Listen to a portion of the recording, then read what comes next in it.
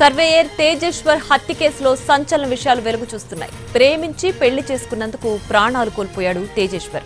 పెళ్లిలోనూ అనేక ట్విస్టులు బయటపడుతున్నాయి. ఫిబ్రవరి 13న తేజేశ్వర్ ఐశ్వర్యకు పెళ్లి చేయాలని పెద్దలు నిశ్చయించారు. అయితే ఫిబ్రవరి 8న బ్యాంకు ఉద్యోగితో ఐశ్వర్య వెళ్లిపోయింది. ఆ తర్వాత 15వ తేదీన తిరిగొచ్చింది. విషయం తెలుసుకున్న తేజేశ్వర్ కుటుంబ సభ్యులు పెళ్లిని రద్దు చేసుకుంటామని చెప్పారు. తేజేశ్వర్తో మాటలు కలిపిన ఐశ్వర్య కట్నం కోసం బంధువుల ఇంటికి వెళ్లామంటూ నమ్మబలికింది.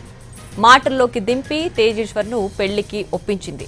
కుటుంబ సభ్యులు వద్దని వారిస్తున్నా వినకుండా తేజేశ్వర్ ఐశ్వర్యను వివాహం చేసుకున్నాడు. ఆ తర్వాత తేజేశ్వర్ కిడ్నాప్, హత్య జరిగాయి.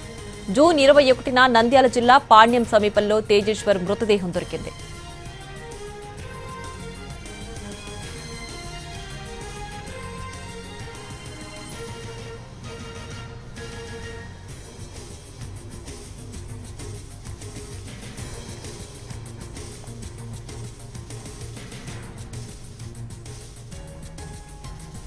సర్వేయర్ తేజేశ్వర్ హత్య కేసులో సంచలన విషయాలు వెలుగు చూస్తున్నాయి.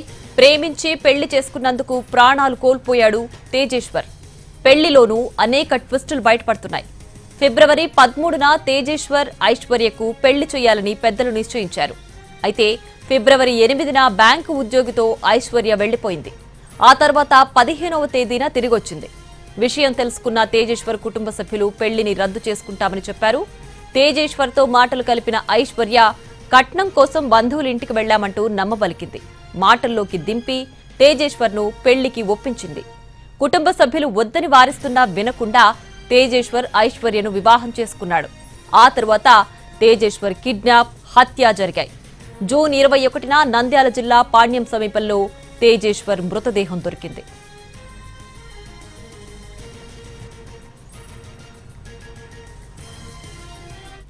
ఇక ఈ కేసుకు సంబంధించి మరిన్ని వివరాలు మా ప్రతినిధి పాషా అందిస్తారు.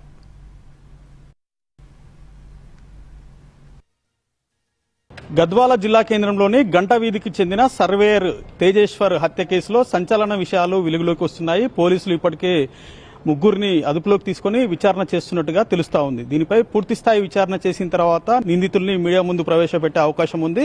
మనతో మాట్లాడడానికి డీఎస్పీ మొగిలే ఉన్నారు. సార్, ఏంటి ఈ కేసు విషయంలో మీకు ఫిర్యాదు ఎప్పుడు అందింది? ఏ రకంగా ఛేదించారు? ఆ మృతదేహానికి సంబంధించినటువంటి వివరాలు మీకు ఎప్పుడు అందాయి? యాక్చువల్లీ 17th రోజు తేజేశ్వర్ మిస్ అయినట్టు మాకు 18th కంప్లైంట్ వచ్చింది. బేసిక్ అంతా కంప్లైంట్ మ్యాన్ మిస్సింగ్ చేసి అందులో ఇన్వెస్టిగేషన్లో భాగంగా పాణ్యంలో అతని బాడీ, ఆయన వేసుకున్న షూ అయితేంది, టాటూస్ అయితేంది, దాన్ని బేస్ చేసుకుని ఏజ్ గ్రూప్ను బేస్ చేసుకుని ఆ పాణ్యం మేమంతా జనరల్గా ఇన్వెస్టిగేషన్లో భాగంగా ఒక మ్యాన్ మిస్ అయినప్పుడు ఏదైతే ప్రొసీజర్ ఫాలో చేయాలనో అదంతా సరౌండింగ్ పోలీస్ స్టేషన్లకు అవన్నీ ఇన్ఫార్మ్ చేశాం. కాబట్టి నైబరింగ్ స్టేట్స్ కూడా ఇన్ఫార్మ్ చేయడం జరుగుతుంది. దానిలో భాగంగానే అక్కడ ఒక అన్నౌన్ డెడ్ బాడీ ఉన్నదని తెలిసేసరికి వాళ్ళు ఇన్ఫర్మేషన్ చేస్తే అప్పుడు టాలీ అయింది ఇది తేజేశ్వర్ అని. దాని మీద ఇన్వెస్టిగేషన్ ఈజ్ గోయింగ్ ఆన్. అంటే జూన్ 17వ తేదీన ఇంటి వద్దకు వచ్చి సర్వే చేయాలని చెప్పేసి కొంతమంది సుపారీ బ్యాచ్ ఒక షిఫ్ట్ కార్లో వచ్చి తీసుకెళ్లారు. తర్వాత మర్డర్ ప్లాన్ కూడా ఈ పరిసర ప్రాంతాల్లోనే జరిగింది అంటున్నారు. నిజమేనా? విచారణలో ఏం తేలుతుంది? అంటే ఇంక investigation is going on. Depth investigation చేసిన తర్వాత దానికి లాజికల్ కంక్లూజన్ వచ్చిన తర్వాతనే then we will take action each and every person who are the responsible. మీ అదుపులో ఇప్పుడు ఎవరెవరు ఉన్నారు? తల్లి, అత్త? ఎంక్వైరీ పర్పస్ లో పిలిపించాము. కన్క్లూజన్ ప్రూఫ్ వచ్చిన తర్వాత will decide as per the legal provisions. అంటే ఈ హత్య వెనుక పూర్తిగా ఒక బ్యాంక్ మేనేజర్ ఉన్నాడు. ఆ తిరుమల రావే హత్యకు కుట్ర పన్నాడు. అంతకు ముందున్నటువంటి పరిణామాల్లో కూడా అతని పాత్రే ఉందంటున్నారు. అతని అదుపులోకి తీసుకున్నారా? లేదండి, ఇంకా అది విల్ ట్రై. ఎక్కడున్నా తీసుకుంటాం, డెఫినెట్లీ తీసుకుంటాం.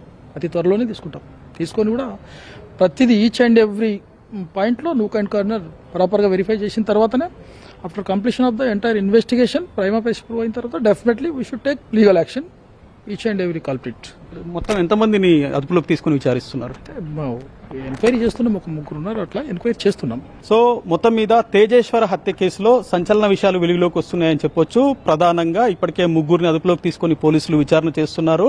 అయితే ఈ నెల 17వ తేదీన తేజేశ్వర్ ని ఒక భూమి సర్వే చేయాలని ముగ్గురు సుపారీ బ్యాచ్ వచ్చి ఒక షిఫ్ట్ కారులో సమీపంలో ఉన్నటువంటి ఒక ఊరి శివార్లో హత్య చేసి ఆ తర్వాత పాణ్యం దగ్గర చెరువులో పడేసినట్టుగా ప్రాథమికంగా పోలీసులు అంచనాకు వస్తున్నారు.